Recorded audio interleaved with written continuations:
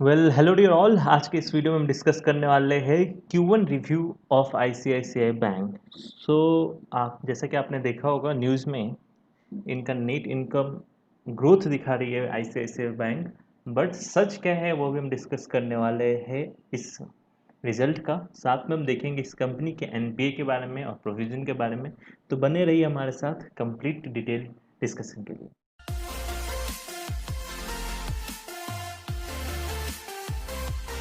तो चलिए स्टार्ट करते हैं। जैसे कि आप देख रहे हो इनकम स्टेटमेंट, सबसे पहले अगर देखा जाए इनकम स्टेटमेंट, तो यहाँ पे इनकम स्टेटमेंट में आपको दिखेगा इनका क्वार्टर वाइज रिजल्ट। तो जून में उन्होंने इस बार दिया है 22,422 करोड़ रुपए का इंटरेस्ट अर्न, जो कि मार्च में उन्होंने दिखाया था 21,740 रुपये का। अगर देखा जाए ये जो ऑलरेडी एक्सपेंसेस एक्सपेंडिचर ये सब हटा के जो नेट प्रॉफिट इनको हुआ है वो इन्होंने दिखाया 3,586 करोड़, जो कि मार्च से जो पिछले क्वार्टर से काफ़ी ज़्यादा है। जून का जो एक बार जो उनका नेट प्रॉफिट ऐसे बैंक दिखा रही है वो काफ़ी ज़्यादा दिखा रही है, ऑलमोस्ट लाइक दुगना से भी ज़्यादा दिखा रही है। अगर कंपेयर करें सेम जो कि जून पिछले साल के क्वार्टर का जून का था, वो था 2,913 करोड़, जो कि इस बार हो गया है 3,586 crore. So if you see the difference, अगर डिफरेंस देखें आपको तो पिछले क्वार्टर से तो ये दुगना दिखा रही है, और हम बात करें जून से, सो जून मतलब पिछले साल के जून से ये आपको 2,913 से यह दिखा रही है नेट प्रॉफिट 3,586 करोड़। और बात बड़ी इंटरेस्टिंग है यहाँ पे, जो प्रोविजन और लाइबिलिटीज़ के हमें समझना पड़ेगा कि आप लोगों में से बहुत लोगों को ये डाउट होगा कि जो आपने सोचा होगा कि कोरोना की वजह से तो बहुत लोगों ने इंटरेस्ट दिया ही नहीं है, तो इनको ये प्रॉफिट हुआ कैसे। सो अब ये बात आएगी एनपीए और यहाँ पर प्रोविज़न की। तो सबसे पहले तो मैं आपको ये जो मिंट का न्यूज़ है ये आपको दिखा दूँ कि इन्होंने डिक्लेयर किया है, लाइव मिंट ने, कि 5500 करोड़ का इन्होंने प्रोविजनिंग अमाउंट इस बार दिखा दिया ड्यू टू द कोविड-19। During this Q1 financial year 21 the bank has made an additional covid related provision amounting of 5500 crore. मतलब इसका मतलब है कि बैंक ने अपना प्रोविजनिंग अमाउंट यहाँ पे 5500 करोड़ दिखा दिया। अब बात करते हैं प्रोविजनिंग अमाउंट होता क्या है। ये बड़ा इंटरेस्टिंग चीज़ है, ये मैं आपको एक बार समझा देता हूँ। इस चीज़ को समझने के लिए आपको समझना पड़ेगा एनपीए। सो एनपीए, ग्रॉस एनपीए क्या है। अभी हम बात करते हैं एनपीए की, ठीक है। सो दोस्तों जो एनपीए होता है, फॉर एग्जांपल अगर किसी आदमी ने, किसी पर्सन ने एक्स अमाउंट लिया लोन बैंक से, ठीक है, और उसका ईएमआई मान के चलते हैं कि हर महीने का ईएमआई था उसका 10,000 रुपये, ठीक है। सो अगर वो पर्सन, अगर वो अपना ईएमआई नहीं दे पाता है उस मंथ, और कंटिन्यूस ये चीज़ अगर 3 मंथ हो जाती है, तो वो हम मानते हैं कि वो जो अमाउंट हमने दिया था वो अमाउंट अब बन चुका है एनपीए, मतलब नॉन परफॉर्मिंग एसेट। इसका मतलब है कि वो अब डेंजर जोन में जा चुका है कि ये हमें लोन रिकवरी होगा कि नहीं होगा। इसके कुछ परसेंटेज वाइज है कि कैसे कैसे परसेंटेज है, इसके डिटेल में हम देखेंगे। ये एक्चुअल एक्स अमाउंट नहीं, जो कि सब्ट्रैक्ट करने के बाद ईएमआई माइनस करके थोड़ा बहुत कैलकुलेशन है, जो एक्स अमाउंट दिया था माइनस ईएमआई। तो बेसिक आइडिया आपको बता दूं कि वो जो अमाउंट बच जाता है, रिमेनिंग अमाउंट जो है वो धीरे धीरे करके ये बन जाता है, आपको क्या बन जाएगा, आपको एनपीए में कन्वर्ट हो जाता है। अब बात क्या है, ये है आपको ग्रॉस एनपीए, ठीक है, ये आपको है ग्रॉस एनपीए। लेकिन इसमें एक टर्म आता है प्रोविजन। प्रोविजन का मतलब होता है कि बैंकिंग जब वो लोन देती है, बैंक ने लोन दिया, for example x amount loan दिया एक आदमी को या एक ऑर्गेनाइजेशन को, so while giving the loan उनको थोड़ा डाउट रहता है कि ये अमाउंट मतलब आउट ऑफ, अगर सपोज 100 लोन उसने दिए एक्स अमाउंट के, तो उनको लगता है कि यार ये एक्स में से रिकवरी हम 100% नहीं कर पाएंगे, मतलब एक्स माइनस 1% हम रिकवरी कर पाएंगे। मतलब वो फ्यूचर से ही मान के चलते हैं कि हमारा कुछ तो अमाउंट फंस जाएगा, कुछ अमाउंट फंस जाएगा, ठीक है। उसको हम लेके चलते हैं प्रोविजन।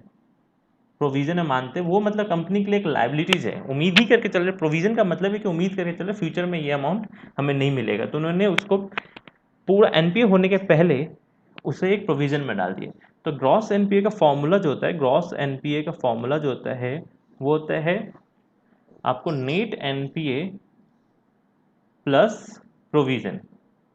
मतलब अगर कोई आपको पूछे कि नेट एनपीए क्या होता है तो वो होगा ग्रॉस एनपीए माइनस प्रोविजन।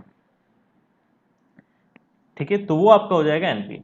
तो यहाँ पे बात ये आई है, कोविड की वजह से 5500 करोड़ का उन्होंने एनपीए ही दिखा दिया है। ठीक है, तो ये हो गया कि कंपनी के पास लाइबिलिटीज बढ़ा है। हाउएवर कंपनी फिर इनकम कैसे दिखा रही है, नेट इनकम बढ़ा कैसे, तो इसमें बड़ा इंटरेस्टिंग उन्होंने चीज़ दिखाया है नेट प्रॉफिट में, कि ऐसा हो सकता था कि कुछ लोग ये लोन को देते ही नहीं, लेकिन due to the facility of covid 19 के फैसिलिटी की वजह से यहाँ पर कंसीडर हम कर रहे हैं कि ये लोन फ्यूचर में हमें देंगे। मतलब बैंक ऐसा एज्यूम करके चल रही है कि फ्यूचर में हमें ये लोन मिलेगा, जो कि एक्चुअल में हमें फ्यूचर में वो लोन नहीं मिलेगा। बैंक को लग रहा है कि हम फ्यूचर में हमें मिल जाएगा ये लोन, लेकिन एक्चुअली में वो लोन फ्यूचर में भी नहीं मिलेगा। ये है इस बात की खेल। मतलब अभी हम प्रॉफिट में दिखाने के लिए बैंक ने दिखा दिया कि ये एक्स अमाउंट जो हमें मिलने वाला था लॉकडाउन के पीरियड में सपोज अब हमें मिलने वाला था 1 लाख, ठीक है, ईएमआई के थ्रू, लेकिन वो हमें इस बार तो मिला नहीं, एक्चुअली में वो नहीं मिला, लेकिन वर्चुअली उन्होंने अपने सिस्टम में डाल दिया कि ये हमें मिल गया है अमाउंट, लेकिन एक्चुअल में कब मिलेगा, फ्यूचर में। ठीक है, अभी हमें मिला नहीं है, लेकिन हमारे इस Q1 रिजल्ट में हमने डिक्लेयर कर दिया है कि ये हमें मिल गया है, और एक्चुअल हमें मिलेगा ये फ्यूचर में। तो ये रिजल्ट आपको डिक्लेयर हो गया कि यहाँ पे प्रॉफिट इसकी बढ़ गई है। बट ये फ्यूचर में एक डायलेमा वाला सिचुएशन है कि कंपनी को मिलेगा या नहीं मिलेगा, उसी को हम लोग बोल देते हैं प्रोविजन, कि ये मिलेगा कि नहीं मिलेगा। तो कंपनी ने अपना प्रोविजन दिखा दिया 5500, की वजह से इसका नेट प्रॉफिट बढ़ गया, क्योंकि इस बार उन्होंने सारा दिखा दिया है कि जितने भी, क्योंकि जिन लोगों ने ये मॉरेटोरियम लिया या नहीं लिया, जितने अगर नहीं लिया, अगर उनके पास पैसे देने के लिए नहीं थी तो उन्होंने मॉरेटोरियम ले लिया। अदरवाइज अगर मोनोटोरियम का अगर ऑफर नहीं रहता तो वो सारे ही एनपीए बन जाते, जितने भी वो देने वाले नहीं थे।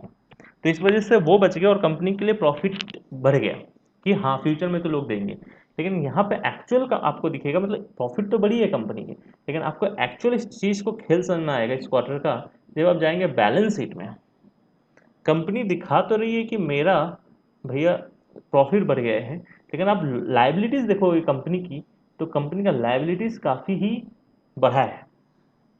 अगर आप देखो ये लाइबिलिटीज़ एंड प्रोविजन में, अगर आप देखते हैं यहाँ पे जो चीज़ हम अभी आपको डिस्कस कर रहे थे कि मार्च 2019 में ये 7300 940, मतलब समवेयर अराउंड चल गया, हम 7400 7400 करोड़ प्रोविज़न लेके चल रहे थे।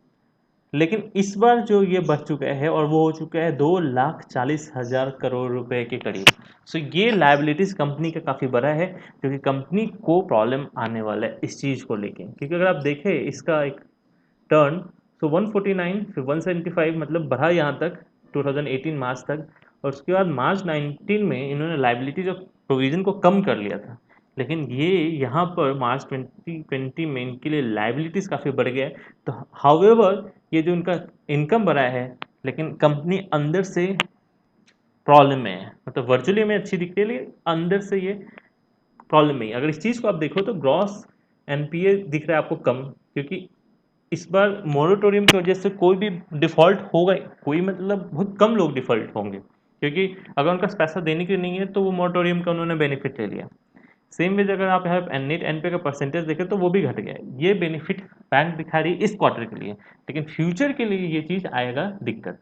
तो ये हमें आपको बताना था, इस तरीके से सोच समझ कर आपको इन्वेस्ट करना है। लॉन्ग टर्म के लिए आईसीआईसीआई के लिए बेनिफिट नहीं होगा, थोड़ा इन्हें प्रॉब्लम होगी अगर ये, क्योंकि इनका लाइबिलिटीज काफ़ी बढ़ गई जैसा कि आप देख ही सकते हो। ठीक है, अदरवाइज ये शॉर्ट टर्म के लिए कंपनी ग्रो थोड़ा करेगी ऑब्वियसली, क्योंकि उन्होंने नेट प्रॉफिट अच्छा दिखाया है।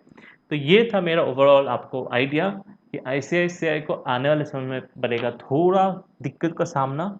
तो ये अगर कंपनी उसको संभालेगी तभी इनके शेयर फ्यूचर में ग्रो करेंगे लॉन्ग टर्म के लिए, अदरवाइज लेकिन अगर आप शॉर्ट टर्म है ट्रेडर हैं तो इन्वेस्ट करके कमा सकते हैं, बट फ्यूचर में इन्वेस्टमेंट करने के लिए, लॉन्ग टर्म इन्वेस्टमेंट करने के लिए आपको यहाँ पे सतर्क रहना चाहिए।